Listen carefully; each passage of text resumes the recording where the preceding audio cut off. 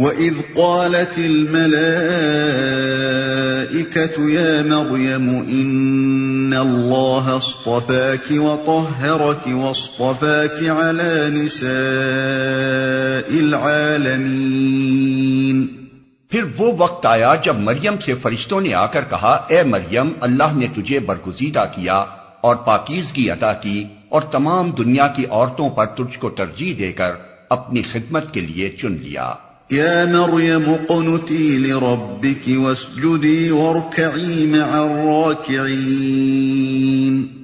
اے مریم، اپنے رب کی تابع فرمان بن کر رہ، اس کے آگے سر و سجود ہو، اور جو بندے اس کے حضور جھکنے والے ہیں ان کے ساتھ تو بھی جھک جا۔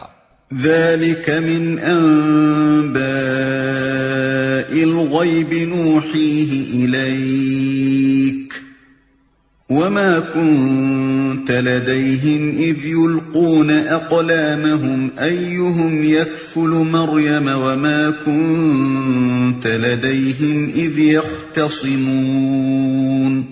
اے محمد، یہ غیب کی خبریں ہیں جو ہم تم کو وحی کے ذریعے سے بتا رہے ہیں، ورنہ تم اس وقت وہاں موجود نہ تھے جب ہیکل کے خادم یہ فیصلہ کرنے کے لیے کہ مریم کا سرپرست کون ہو اپنے اپنے قلم پھینک رہے تھے، اور نہ تم اس وقت حاضر تھے جب ان کے درمیان جھگڑا برپا تھا۔ یہ فیصلہ کرنے کے لیے کہ مریم کا سرپرست کون ہو اپنے اپنے قلم پھینک رہے تھے، یعنی قرآن دادی کر رہے تھے۔ اس قرآن دادی کی ضرورت اس لیے پیش آئی تھی کہ حضرت مریم علیہ السلام کی والدہ نے ان کو خدا کے کام کے لیے ہیکل کی نظر کر دیا تھا، اور وہ چونکہ لڑکی تھی اس لیے یہ ایک نازک مسئلہ بن گیا تھا کہ ہیکل کے مجاوروں میں سے کس کی سرپرستی میں وہ رہیں۔ اذ قالت الملائکۃ یا مریم ان اللہ یبشرک بکلمۃ منہ اسمہ المسیح عیسی ابن مریم وجیہا فی الدنیا والآخرۃ ومن المقربین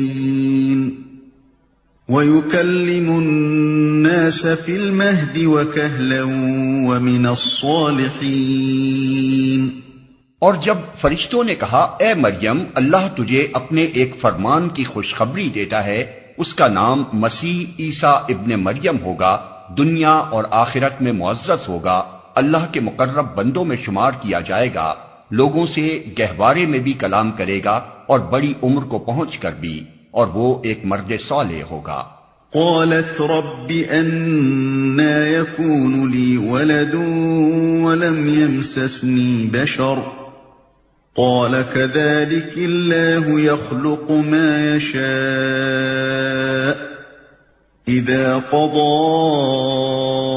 أمرا فإنما يقول له كن فيكون۔ یہ سن کر مریم بولی، پروردگار، میرے ہاں بچہ کہاں سے ہوگا؟ مجھے تو کسی شخص نے ہاتھ تک نہیں لگایا۔ جواب ملا، ایسا ہی ہوگا، اللہ جو چاہتا ہے پیدا کرتا ہے۔ وہ جب کسی کام کے کرنے کا فیصلہ فرماتا ہے تو بس کہتا ہے کہ ہو جا، اور وہ ہو جاتا ہے۔ جواب ملا، ایسا ہی ہوگا، یعنی باوجود اس کے کہ کسی مرد نے تجھے ہاتھ نہیں لگایا، تیرے ہاں بچہ پیدا ہوگا۔ یعنی لفظ کذالک، ایسا ہی ہوگا، حضرت زکریا کے جواب میں بھی کہا گیا تھا۔ اس کا جو مفہوم وہاں ہے وہی یہاں بھی ہونا چاہیے۔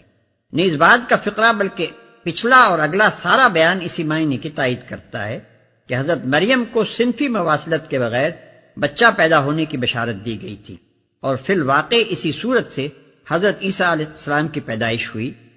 ورنہ اگر بات یہی تھی کہ حضرت مریم کے ہاں اسی معروف فطری طریقے سے بچہ پیدا ہونے والا تھا جس طرح دنیا میں عورتوں کے ہاں ہوا کرتا ہے، اور اگر حضرت عیسیٰ علیہ السلام کی پیدائش فی الواقع اسی طرح ہوئی ہوتی تو یہ سارا بیان قطعی محمل ٹھہرتا ہے جو چوتھے رکوع سے چھٹے رکوع تک چلا جا رہا ہے، اور وہ تمام بیانات بھی میمانی قرار پاتے ہیں جو ولادت مسیح کے باب میں قرآن کے دوسرے مقامات پر ہمیں ملتے ہیں۔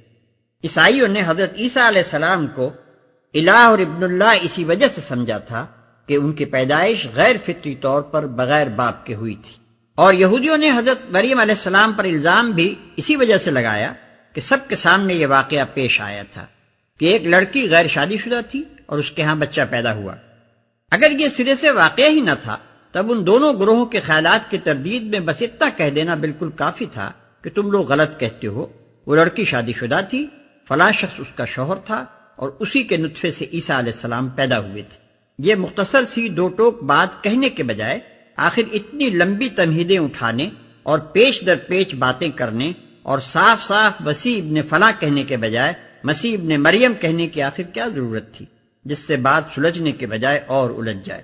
پس جو لوگ قرآن کو کلام اللہ مانتے ہیں اور پھر مسیح علیہ السلام کے متعلق یہ بھی ثابت کرنے کی کوشش کرتے ہیں کہ ان کی ولادت حسب معمول باپ اور ماں کے اتصال سے ہوئی تھی، وہ دراصل ثابت یہ کرتے ہیں کہ اللہ تعالیٰ اظہار ما فی الضمیر اور بیان مدعا کی اتنی قدرت بھی نہیں رکھتا جتنی خود یہ حضرات رکھتے ہیں، معاذ اللہ۔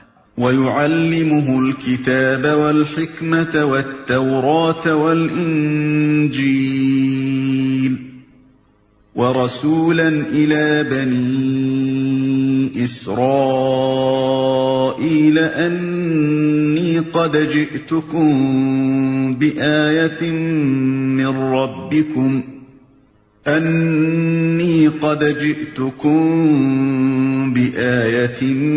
من ربكم أني أخلق لكم من الطين كهيئة الطير فأنفخ فيه فيكون طيرا بإذن الله وأبرئ الأكمه والأبرص وأحيي الموتى بإذن الله وأنبئكم بما تأكلون وما تدخرون في بيوتكم إن في ذلك لآية لكم إن كنتم مؤمنين۔ فرشتوں نے پھر اپنے سلسلہ کلام میں کہا، اور اللہ اسے کتاب اور حکمت کی تعلیم دے گا، تورات اور انجیل کا علم سکھائے گا، اور بنی اسرائیل کی طرف اپنا رسول مقرر کرے گا۔ اور جب وہ بحیثیت رسول بنی اسرائیل کے پاس آیا تو اس نے کہا، میں تمہارے رب کی طرف سے تمہارے پاس نشانی لے کر آیا ہوں۔ میں تمہارے سامنے مٹی سے پرندے کی صورت کا ایک مجسمہ بناتا ہوں اور اس میں پھونک مارتا ہوں، وہ اللہ کے حکم سے پرندہ بن جاتا ہے۔ میں اللہ کے حکم سے مادرزاد اندھے اور کوڑی کو اچھا کرتا ہوں اور مردے کو زندہ کرتا ہوں۔ میں تمہیں بتاتا ہوں کہ تم کیا کھاتے ہو اور کیا اپنے گھروں میں ذخیرہ کر کے رکھتے ہو۔ اس میں تمہارے لیے کافی نشانی ہے اگر تم ایمان لانے والے ہو۔ یعنی یہ علامات تم کو اس امر کا اطمینان دلانے کے لیے کافی ہیں کہ میں اس خدا کا بھیجا ہوا ہوں جو کائنات کا خالق اور حاکم ذی اقتدار ہے، بشرطے کہ تم حق کو ماننے کے لیے تیار ہو، ہٹ دھرم نہ ہو۔ وَمُصَدِّقًا لِمَا بَيْنَ يَدَيَّ مِنَ التَّوْرَاةِ وَلِأُحِلَّ لَكُمْ بَعْضَ الَّذِي حُرِّمَ عَلَيْكُمْ وَجِئْتُكُمْ بِآيَةٍ مِّن رَّبِّكُمْ فَاتَّقُوا اللَّهَ وَأَطِيعُونِ۔ اور میں اس تعلیم و ہدایت کی تصدیق کرنے والا بن کر آیا ہوں جو تورات میں سے اس وقت میرے زمانے میں موجود ہے، اور اس لیے آیا ہوں کہ تمہارے لیے بعض ان چیزوں کو حلال کر دوں جو تم پر حرام کر دی گئی ہیں۔ دیکھو، میں تمہارے رب کی طرف سے تمہارے پاس نشانی لے کر آیا ہوں، لہذا اللہ سے ڈرو اور میری اطاعت کرو جو تورات میں سے اس وقت میرے زمانے میں موجود ہے۔ یعنی یہ میرے فرستادہ خدا ہونے کا ایک اور ثبوت ہے۔ اگر میں اس کی طرف سے بھیجا ہوا نہ ہوتا بلکہ جھوٹا مدعی ہوتا تو خود ایک مستقل مذہب کی بنا ڈالتا اور اپنے ان کمالات کے زور پر تمہیں سابق دین سے ہٹا کر اپنے ایجاد کردہ دین کی طرف لانے کی کوشش کرتا، لیکن میں تو اسی اصل دین کو مانتا ہوں اور اسی تعلیم کو صحیح قرار دے رہا ہوں جو خدا کی طرف سے اس کے پیغمبر مجھ سے پہلے لائے تھے۔ یہ بات کہ مسیح علیہ السلام وہی دین لے کر آئے تھے جو موسیٰ علیہ السلام اور دوسرے انبیاء نے پیش کیا تھا، رائج الوقت اناجیل میں بھی واضح طور پر ہمیں ملتی ہے۔ مثلا متی کی روایت کے مطابق پہاڑی کے واعظ میں مسیح علیہ السلام صاف فرماتے ہیں، یہ نہ سمجھو کہ میں توریت یا نبیوں کی کتابوں کو منسوخ کرنے آیا ہوں، منسوخ کرنے نہیں بلکہ پورا کرنے آیا ہوں۔ باب 5 آیت 17۔ ایک یہودی عالم نے حضرت مسیح سے پوچھا کہ احکام دین میں اولین حکم کون سا ہے؟ جواب میں آپ نے فرمایا، خداوند اپنے خدا سے اپنے سارے دل اور اپنی ساری جان اور اپنی ساری عقل سے محبت رکھ۔ بڑا اور پہلا حکم یہی ہے، اور دوسرا اس کے مانند یہ ہے کہ اپنے پڑوسی سے اپنے برابر محبت رکھ۔ انہی دو حکموں پر تمام توریت اور انبیاء کے صحیفوں کا مدار ہے۔ متی باب 22 آیت 37 تا 40۔ پھر حضرت مسیح اپنے شاگردوں سے فرماتے ہیں، فقیہ اور فریسی موسیٰ کی گدی پر بیٹھے ہیں، جو کچھ وہ تمہیں بتائیں وہ سب کرو اور مانو، مگر ان کے سے کام نہ کرو، کیونکہ وہ کہتے ہیں اور کرتے نہیں۔ متی باب 23 آیت 2 اور 3۔ بعض ان چیزوں کو حلال کر دوں جو تم پر حرام کر دی گئی ہیں، یعنی تمہارے جہلا کے توہمات، تمہارے فقیہوں کی قانونی موشگافیوں، تمہارے رہبانیت پسند لوگوں کے تشددات اور غیر مسلم قوموں کے غلبہ و تسلط کی بدولت تمہارے ہاں اصل شریعت الہی پر جن قیود کا اضافہ ہو گیا ہے، میں ان کو منسوخ کر دوں گا، اور تمہارے لیے وہی چیزیں حلال اور وہی حرام قرار دوں گا جنہیں اللہ نے حلال یا حرام کیا ہے۔ ان اللہ ربی وربکم فاعبدوہ ھذا صراط مستقیم۔ اللہ میرا رب بھی ہے اور تمہارا رب بھی، لہذا تم اسی کی بندگی اختیار کرو، یہی سیدھا راستہ ہے۔ اس سے معلوم ہوا کہ تمام انبیاء علیہ السلام کی طرح حضرت عیسیٰ علیہ السلام کی دعوت کے بھی بنیادی نکات یہی تین تھے۔ ایک یہ کہ اقتدار اعلیٰ جس کے مقابلے میں بندگی کا رویہ اختیار کیا جاتا ہے اور جس کی طاعت پر اخلاق و تمدن کا پورا نظام قائم ہوتا ہے، صرف اللہ کے لیے مختص تسلیم کیا جائے۔ دوسری یہ کہ اس مقتدر اعلیٰ کے نمائندے کی حیثیت سے نبی کے حکم کی اطاعت کی جائے۔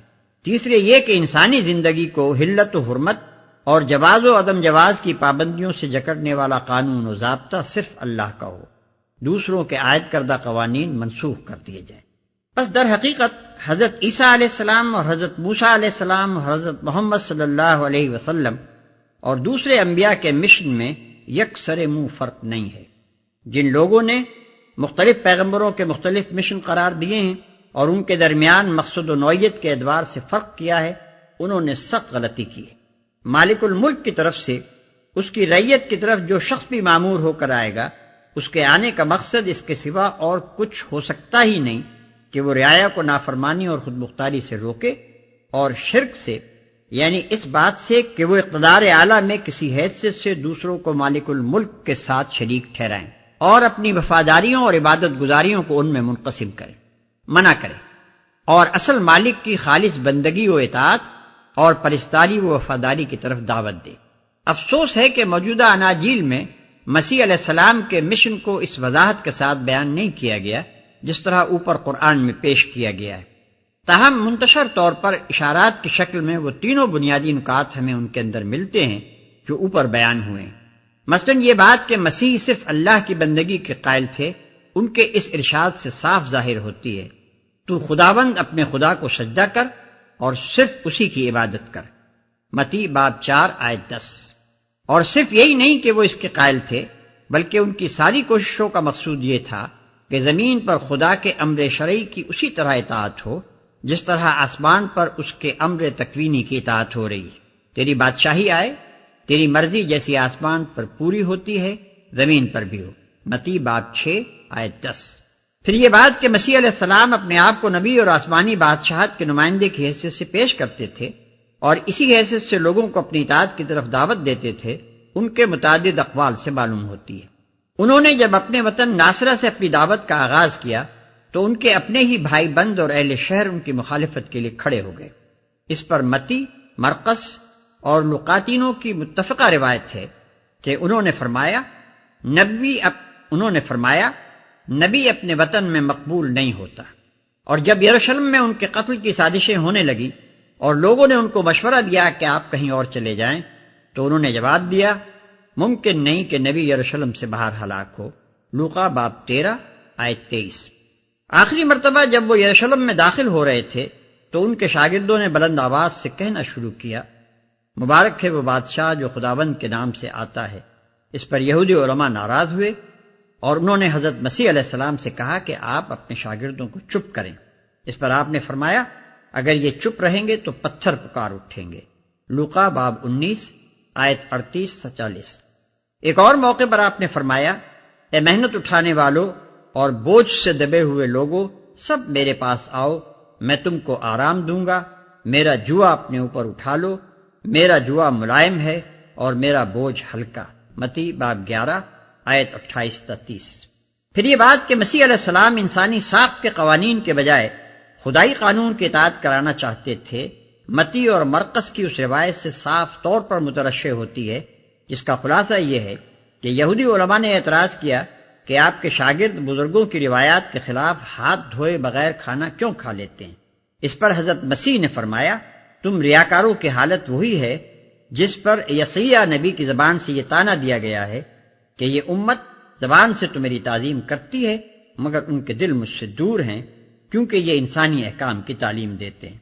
تم لوگ خدا کے حکم کو تو باطل کرتے ہو اور اپنے گھڑے ہوئے قوانین کو برقرار رکھتے ہو۔ خدا نے تورات میں حکم دیا تھا کہ ماں باپ کی عزت کرو اور جو کوئی ماں باپ کو برا کہے وہ جان سے مارا جائے، مگر تم کہتے ہو کہ جو شخص اپنی ماں یا باپ سے یہ کہہ دے کہ میری جو خدمات تمہارے کام آ سکتی تھیں انہیں میں خدا کی نظر کر چکا ہوں، اس کے لیے بالکل جائز ہے کہ پھر ماں یا باپ کی کوئی خدمت نہ کرے۔ متی باب 15 آیت 3 تا 9، مرقس باب 7 آیت 5 تا 13۔ فلما أحس عيسى منهم الكفر قال من أنصاري إلى الله قال الحواريون نحن أنصار الله آمنا بالله واشهد بأننا مسلمون۔ جب عیسیٰ نے محسوس کیا کہ بنی اسرائیل کفر و انکار پر آمادہ ہیں تو اس نے کہا، کون اللہ کی راہ میں میرا مددگار ہوتا ہے؟ حواریوں نے جواب دیا، ہم اللہ کے مددگار ہیں، ہم اللہ پر ایمان لائے، گواہ رہو کہ ہم مسلم یعنی اللہ کے آگے سر اطاعت جھکا دینے والے ہیں۔ حواریوں نے جواب دیا، حواری کا لفظ قریب قریب وہی معنی رکھتا ہے جو ہمارے ہاں انصار کا مفہوم ہے۔ بائبل میں بالعموم حواریوں کے بجائے شاگردوں کا لفظ استعمال ہوا ہے، اور بعض مقامات پر انہیں رسول بھی کہا گیا ہے، مگر رسول اس معنی میں کہ مسیح علیہ السلام ان کو تبلیغ کے لیے بھیجتے تھے، نہ اس معنی میں کہ خدا نے ان کو رسول مقرر کیا تھا۔ ہم اللہ کے مددگار ہیں۔ دین اسلام کی اقامت میں حصہ لینے کو قرآن مجید میں اکثر مقامات پر اللہ کی مدد کرنے سے تعبیر کیا گیا ہے۔ یہ ایک تشریح طلب مضمون ہے۔ زندگی کے جس دائرے میں اللہ تعالیٰ نے انسان کو ارادہ و اختیار کی آزادی عطا کی ہے، اس میں وہ انسان کو کفر یا ایمان، بغاوت یا اطاعت میں سے کسی ایک راہ کے اختیار کرنے پر اپنی خدائی طاقت سے مجبور نہیں کرتا۔ اس کے بجائے وہ دلیل اور نصیحت سے انسان کو اس بات کا قائل کرنا چاہتا ہے کہ انکار و نافرمانی اور بغاوت کی آزادی رکھنے کے باوجود اس کے لیے حق یہی ہے اور اس کی فلاح و نجات کا راستہ بھی یہی ہے کہ اپنے خالق کی بندگی و اطاعت اختیار کرے۔ اس طرح فہمائش اور نصیحت سے بندوں کو راہ راست پر لانے کی تدبیر کرنا یہ دراصل اللہ کا کام ہے، اور جو بندے اس کام میں اللہ کا ساتھ دیں ان کو اللہ اپنا رفیق و مددگار قرار دیتا ہے، اور یہ وہ بلند سے بلند مقام ہے جس پر کسی بندے کی پہنچ ہو سکتی ہے۔ نماز، روزہ اور تمام اقسام کی عبادات میں تو انسان محض بندہ و غلام ہوتا ہے، مگر تبلیغ دین اور اقامت دین کی جد و جہد میں خدا کو بندے کی رفاقت و مددگاری کا شرف حاصل ہوتا ہے، جو اس دنیا میں روحانی ارتقاء کا سب سے اونچا مرتبہ ہے۔ ربنا آمنا بما انزلت واتبعنا الرسول فاكتبنا مع الشاہدین۔ مالک، جو فرمان تو نے نازل کیا ہے ہم نے اسے مان لیا اور رسول کی پیروی قبول کی، ہمارا نام گواہی دینے والوں میں لکھ لے۔ وَمَكَرُوا وَمَكَرَ اللَّهُ وَاللَّهُ خَيْرُ الْمَاكِرِينَ۔ پھر بنی اسرائیل مسیح کے خلاف خفیہ تدبیریں کرنے لگے، جواب میں اللہ نے بھی اپنی خفیہ تدبیر کی، اور ایسی تدبیروں میں اللہ سب سے بڑھ کر ہے، تدبیروں میں اللہ سب سے بڑھ کر ہے، تدبیروں میں اللہ سب سے بڑھ کر ہے۔